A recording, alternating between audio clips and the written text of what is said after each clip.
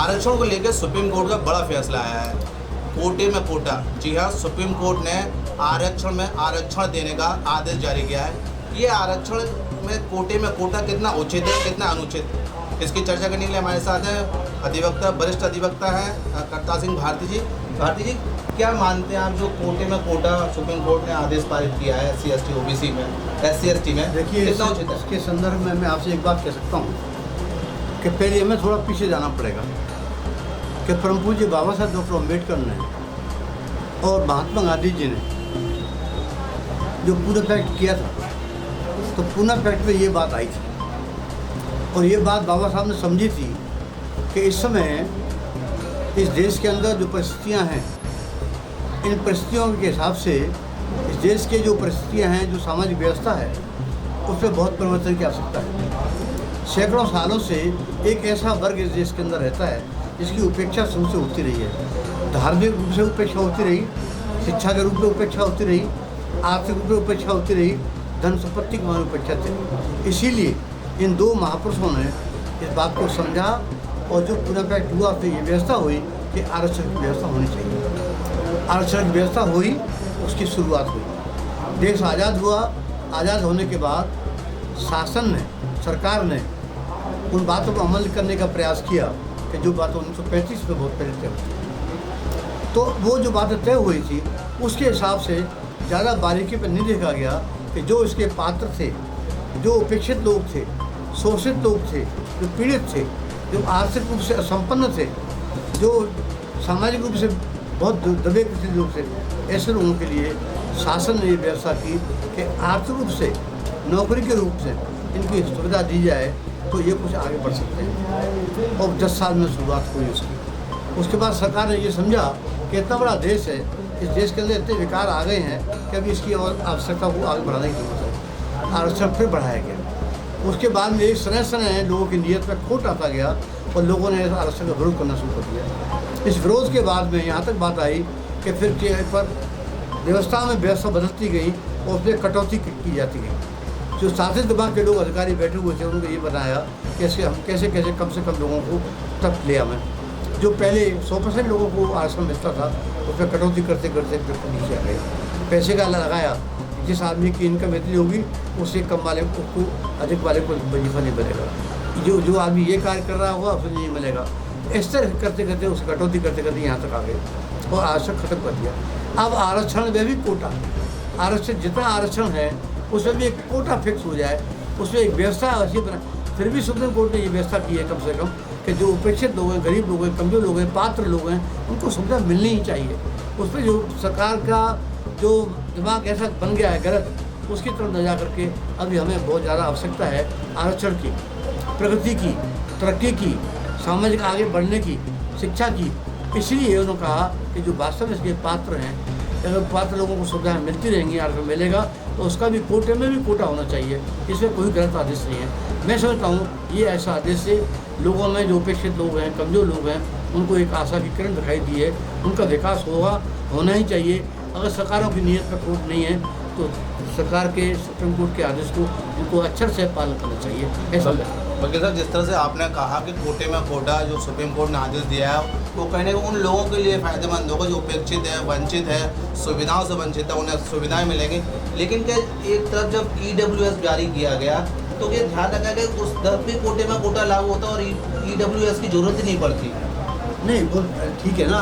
तो मैंने बताया ना आपको, जब नीयत में खोट हुआ तभी तो आरक्षण में नुकसान किया। इस नुकसान को भरपाई कैसे होगी? अब EWS को कितना उचित मानते हैं? जिस तरह से अब कोटे में कोटे की बात हो रही है, EWS को भी कहीं ना कहीं उस व्यवस्था में रखते हैं कि कोटे में कोटा उनको मिलता। तो क्या वो कहीं ना कहीं देश के जो 140 करोड़ जनता है उसके साथ धोखा नहीं है? बिल्कुल धोखा है ये।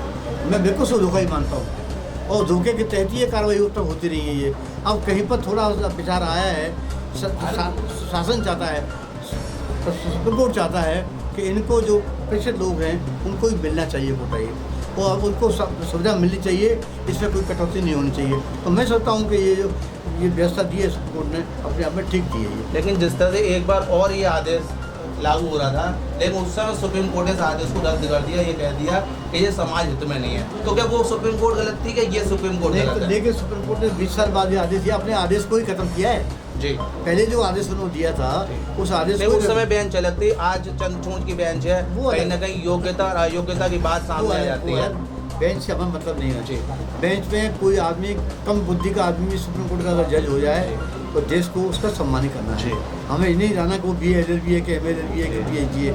हमें तो ये जो सुप्रीम कोर्ट का जज है और जो आदेश पारित करेगा, that is followed by all, by the government also and by the people of the country. तो उनको सबको फॉलो करना है। तो हम ये चाहते हैं, हम हमारा ये कहना ये कि जो नियम या जो व्यवस्था उन्होंने बदला है 20 साल के बाद, तो अल्टीमेटली जो सब्सिक्वेंट ऑर्डर हुआ है अब ये वाला, ये प्रिवेल करेगा और ये प्रिवेल करना चाहिए। जिस तरह से इस समय प्रतियोगिता का जमाना है, हर एक व्यक्ति को अपनी योग्यता दिखानी है, तो क्या लग रहा है जो वंचित, दबे कुचले, जो कहीं ना कहीं कंपनी में फाइट नहीं कर पाएंगे, तो क्या वो उस आरक्षण का लाभ ले पाएंगे? क्या उन्हें चिन्हित करके कोटे में कोटा दिया जाएगा या उन्हें भी फाइट करनी पड़ेगी? जब फाइट करनी पड़ेगी तो वो अपने सामर्थ्य व्यक्ति से कैसे? बिल्कुल ठीक कह रहे हैं आप। मैं फिर आपसे वो ही कह रहा हूँ कि ये शासन की, सरकार की नीति जो बनेगी उसकी नीयत के ऊपर डिपेंड करता है।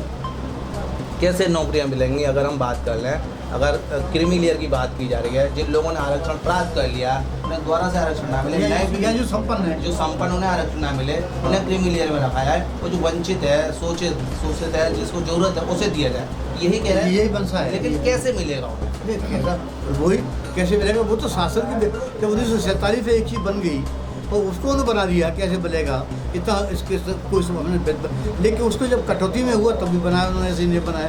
अब जब उनकी नीयत में ये आएगा कि हमें आरक्षण वालों को आरक्षण देना है, कितना परसेंटेज देना है वो एक अलग बात है, लेकिन जब देना है तो उसकी नीयत, उसके नियम, कानून, व्यवस्थाएँ, बायलॉज सब सरकार को ही बनाने हैं। ये एजुकेशन इतनी महंगी हो गई है, प्रत्येक व्यक्ति को पढ़ना, गरीब व्यक्ति को पढ़ना, रिक्शे वाले को पढ़ना, ठेला ढकेली रेड़ी वाले के बच्चे को पढ़ना बहुत मुश्किल हो गया है। वही वंचित है, वही शोषित है, वही कहीं ना कहीं सुविधाओं से वंचित है, तो उन लोगों को कैसे न्याय मिलेगा? 2024 की बात कर रहा हूँ जी, और 2024 में ही बात कर रहा हूँ जी, महंगाई को देख के बात कर रहा हूँ जी। मैं। हम 21वीं शताब्दी की बात कर रहे हैं, 20वीं शताब्दी की बात नहीं कर रहे हम। तो वो आपकी बात जो कही है आपने, वो आज के हिसाब से हमें सारे कानून नियम बदलने हैं। सरकार को जो रेशो ऑफ इंटरेस्ट जी। है, रेशो ऑफ मनी है, जी। फाइनेंशियलिटी है, वो सब उसके आज के हिसाब से बनाने पड़ेंगे सब। लेकिन लग नहीं रहा कि बाबा साहब ने जो कानून गरीब, वंचित, दबे कुछ लोगों के लिए कहीं ना कहीं सुविधाएं दी, वो कहीं ना कहीं इन पर कुठाराघात हो रहा है, कहीं ना कहीं उन्हें ख़त्म किया जा रहा है। 100% मैं आपसे सहमत हूँ। कुठाराघात हो रहा है, हो चुका है, और अभी भी हम कुठाराघात के दबे हुए हैं उसी में। अगर कहीं पर आशा की किरण दिखाई दी है, पता नहीं मेरे को कि ये कितना नियत में सफाई होगी, कितना उसमें पालन कर पाएंगे। ये कुठाराघात तो हो ही रहा है। सुप्रीम कोर्ट के आदेश में SC ST के आरक्षण की ही कोटे में कोटे की बात की गई है। अन्य आरक्षण जो ले रहे हैं, जो सवर्ण समाज का भी ले रहा है, OBC भी ले रहा है, सारे लोग आरक्षण ले रहे हैं, 90% व्यक्ति आरक्षण ले रहा है, तो क्या ये न्याय उचित है? इसके ऊपर मैं कोई कमेंट नहीं करना चाहता। फिलहाल बात कर रहे हैं आरक्षण के कोटे की, उस पर ही मैं बात की है। सुप्रीम कोर्ट ने जो आदेश दिया है, उसके आदेश के तहत सरकार को उसका पालन करना है और करना चाहिए भी। बाकी जो लोग ले रहे हैं, किन परिस्थितियों में ले रहे हैं, किन हालात में ले रहे हैं, कैसे मंडल आयोग शुरू हुआ, कैसे खत्म हुआ, वो that is entirely separate issue. Please. तो ये थे हमारे साथ वरिष्ठ अधिवक्ता करता सिंह भारतीय जी। इनका साफ ये कहना है कि सरकार की मंशा तय करेगी कि कोटे में कोटे का लाभ किस तरह से वंचित, शोषित और पीड़ित व्यक्ति को मिलेगा। सरकार की मंशा के अनुरूप ही कहीं ना कहीं हम आरक्षण का लाभ ले सकते हैं। लेकिन जो आरक्षण लागू हुआ, पूना पैक्ट के बाद आरक्षण लागू हुआ, बाबा साहब ने दबे कुचले लोगों को समानता का अधिकार देने के लिए, समाज में बराबरी का अधिकार देने के लिए, समाज में एक साथ उठने बैठने की स्वतंत्रता देने के लिए क्या कहते हैं आरक्षण लागू किया था। 10 साल के लिए आरक्षण लागू हुआ था और अभी भी आरक्षण लगातार चल रहा है, क्योंकि बराबरी अभी तक नहीं हो पाई है। लेकिन सरकार को लग रहा है कि जो SC और ST के जो समृद्ध लोग हैं, जो धनाढ़ लोग हैं, वो कहीं ना कहीं बराबरी के हकदार हो गए हैं, उन्हें आरक्षण की ज़रूरत नहीं है, दबे कुछ लोग आरक्षण की ज़रूरत है। इसलिए जो सुप्रीम कोर्ट ने क्रीमी लेयर को आवश्यकता नहीं है, लेकिन सुप्रीम कोर्ट ने ये कहीं ना कहीं सोचा कि जो दबे कुचले वंचित लोग हैं उनको भी आरक्षण मिले। लेकिन प्रतियोगिता वाले युग में जहाँ हर चीज़ पैसे से खरीदी जाती है, योग्यता साबित करनी पड़ती है, तो कहीं जो खेल वाला है, रेडी ढकेली वाला है, मोची है, झाड़ू वाला है, जो कहीं ना कहीं मजदूरी कर रहा है, उसका बच्चा बड़ी बड़ी कोचिंगों में नहीं पढ़ पाता,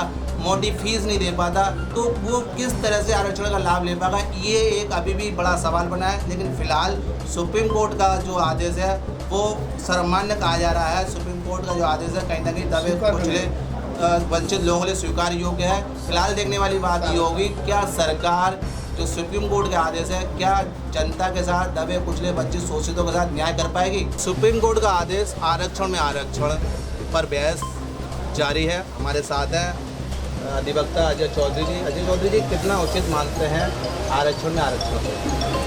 देखिए, माननीय सर्वोच्च न्यायालय का निर्णय आया है, स्वागत करने योग्य है। अब कहीं न कहीं कोई न कोई वर्ग इससे प्रभावित होता है। कोटे में कोटे की अगर हम बात करें तो पहले जो क्रीमी लेयर की जो बात चल रही है, या जो इसका जो लाभ ले चुके हैं, पहले उसे आप बाहर करें। कोटे में से कोटा अगर देंगे तो कोटे में से कोटा कहीं ना कहीं जो लोग इसके लिए अपने आप को ये चाहते हैं कि इसका उन्हें लाभ मिले, आगे बढ़ने के अवसर उन्हें प्राप्त हों, जो दबा हुआ तबका है जिसने अभी तक एक तरीके से उन्नति नहीं की है, उसे अवसर प्राप्त होना चाहिए। और अवसर अगर प्राप्त होगा तो वो आगे की तरफ बढ़ेगा। और कोटे में से कोटा दे करके अगर SC ST के उसी कोटे में से उनको अगर कोटा दे दिया जाता है, तो अन्य जो इसके लाभ लेने वाले हैं वर्ग वो जो ऐसे प्रभावित हो। और अगर ये चीज़ लागू होती है तो मेरे हिसाब से ये हर उसमें जो है लागू होना चाहिए, चाहे वो OBC का कोटा हो, चाहे वो SC ST का हो, चाहे वो सवर्ण के उसमें आता हो। आप अगर देना चाहते हैं, और एक चीज़ मुझे बहुत अच्छी लगी है, इसमें सुप्रीम कोर्ट की तरफ से भी टिप्पणी आई है कि जिन लोगों ने इसमें लाभ ले चुके हैं वो इसके हकदार नहीं हो सकते। अगर हम उन लोगों को इस सूची से बाहर कर दें, सांसद, विधायक, IAS, PCS, जजेस बने हुए बैठे हुए हैं, उन लोगों को आरक्षण की क्या ज़रूरत है? आरक्षण तो उन लोगों के लिए है जो लोगों ने अभी विकसित नहीं हुए, जिन्हें विकास की ज़रूरत है, उन लोगों को ज़रूरत है। तो पहले उन लोगों को अगर हटा दिया जाए तो इसकी ज़रूरत ही नहीं पड़ेगी। दूसरी बात, अगर हम बात करें सवर्ण समाज की, तो अब सवर्ण समाज से भी आरक्षण की मांग उठने लगी है। धीरे धीरे अगर आरक्षण का कोटा ऐसे आपको करना है, पूरी तरीके से आप आरक्षण को समाप्त कर दीजिए, सिर्फ गरीबी के आधार पर आप कर दीजिए। जो लोग गरीब हैं उन्हें आरक्षण जो मिलना चाहिए, सरकार को ऐसा प्रावधान करना चाहिए जो है। लेकिन आप जो आपका गरीबी के आधार पर आप जो आरक्षण देने की जो बात करते हैं, वो नहीं इसमें मिल रहा है, तो इस आरक्षण का लाभ उस वर्ग को नहीं मिल पा रहा है जो वास्तविकता में गरीबी रेखा से नीचे है, और जिसे आरक्षण मिलना चाहिए वो इसका लाभ से वंचित हो जाता है। लाभ वही लेते हैं जो पूर्व में इससे विकसित हो चुके हैं। वकील साहब, जिस तरह से आपने कहा कि विधायक, सांसद, IAS, PCS जो बड़े अधिकारी बन चुके हैं, उनका आरक्षण खत्म कर देना चाहिए, उनके परिवार को आरक्षण नहीं मिलना चाहिए। मैं आपको बता दूं कि आरक्षण की व्यवस्था है, सवर्ण समाज को जो 15% आता है देश में, उसको 50.5% आरक्षण है। SC ST OBC जो देश का मूल निवासी कहलाता है, 85% जिसकी आबादी है, उसके पास 49.5% आरक्षण है। सबसे ज़्यादा आरक्षण सवर्ण समाज इस समय ले रहा है और वो अपने उच्च पदों पर आज भी आसीन है। SC ST OBC आज किसी भी उच्च पद पर आसीन नहीं है, चाहे वो सुप्रीम कोर्ट हो, चाहे वो बैंक हो, चाहे वो कोई भी बड़े संस्थान हो, उसमें आपका SC ST OBC का बड़े पद पर आपको व्यक्ति नहीं मिलेगा। लेकिन इसके बावजूद भी सुप्रीम कोर्ट ने मात्र ST और SC के आरक्षण में ही कोटे की आदेश दिए हैं। तो ये जो बात है, क्या नहीं लगता कहीं ना कहीं एक वर्ग में फूट डालने वाली स्थिति पैदा होगी? एक दूसरा आदमी कहेगा कि भैया तुम हकदार नहीं हो, मैं हकदार हूँ, तुम मेरा अधिकार खा गए, अब मैं अधिकार खाऊंगा। ऐसा प्रतीत होता है क्या? देखिए, सबसे पहले तो बात यह है कि माननीय सर्वोच्च न्यायालय के आदेश की आलोचना तो नहीं की जा सकती। माननीय सर्वोच्च न्यायालय ने जो आदेश दिया है वो सोच समझ करके दिया है। हाँ, लेकिन ये विचारणीय तथ्य है, जो लोग आपने कहा कि हक खाने वाली बात है, निश्चित सी बात है कि एक वर्ग के जो कैंडिडेट इसका लाभ लेने के लिए जो आगे आ रहे हैं, उन लोगों को इसका लाभ नहीं मिलेगा। कोटे में से कोटा उनके लिए, जो ST का कोटा जो है वो उनके लिए अलग हो जाएगा जो है। अब बात आती है सवर्ण समाज की, जैसे आपने जो कहा, सवर्ण समाज का और SC OBC, मैं तो कहता हूँ सरकार को आर्थिक आधार पर आरक्षण की व्यवस्था करनी चाहिए। न सवर्णों का आरक्षण, न SC ST OBC किसी का नहीं होना चाहिए। जो वास्तविकता में जिन्हें रिजर्वेशन की ज़रूरत है, जिनकी आर्थिक स्थिति कमज़ोर है, उस वर्ग को आरक्षण मिलना चाहिए। ठीक है, बहुत अच्छी बात कही कि SC ST OBC सवर्ण किसी को भी आरक्षण नहीं मिलना चाहिए। आरक्षण मिलना चाहिए तो ज़रूरतमंद को मिलना चाहिए, जिसको आरक्षण की आवश्यकता है, गरीब व्यक्ति को मिलना चाहिए, जिसका विकास हो, जो समाज में समानता का अधिकार पा सके। तो आरक्षण की अगर हम बात करें तो आरक्षण भी इसी उद्देश्य से ही दिया गया था। जो एक समाज किसी समय में शोषित था, वंचित था, परेशान था, दबा कुचला था, उसी को आरक्षण दिया गया था और उसे बराबरी हकदार मिला था। लेकिन आज परिस्थिति ऐसी हो गई है कि भ्रम फैलाया जाता है कि आरक्षण से देश बर्बाद हो रहा है, लेकिन आरक्षण पूरे देश में प्रत्येक व्यक्ति इसका लाभ ले रहा है। EWS आरक्षण लागू किया गया, जिसमें वैश्य समाज को, सवर्ण समाज को, ठाकुर समाज को ये आरक्षण EWS के तहत दिया गया है, जिसमें कोटे की कोई व्यवस्था नहीं है। लेकिन फिलहाल जो सुप्रीम कोर्ट का आदेश है उसका सर्वमान्य तरीके से सहमति जताई जा रही है कि सुप्रीम कोर्ट का आदेश है तो उसको मान्य करना पड़ेगा। लेकिन फिलहाल देखने वाली बात ये होगी, जिस तरह से हमारे अधिवक्ताओं से बात हुई, सरकार कितने क्या कहते हैं मंशा से इस आरक्षण का लाभ शोषित, वंचित, पीड़ित व्यक्ति तक पहुंचा पाएगी, गरीब व्यक्ति तक पहुंचा पाएगी।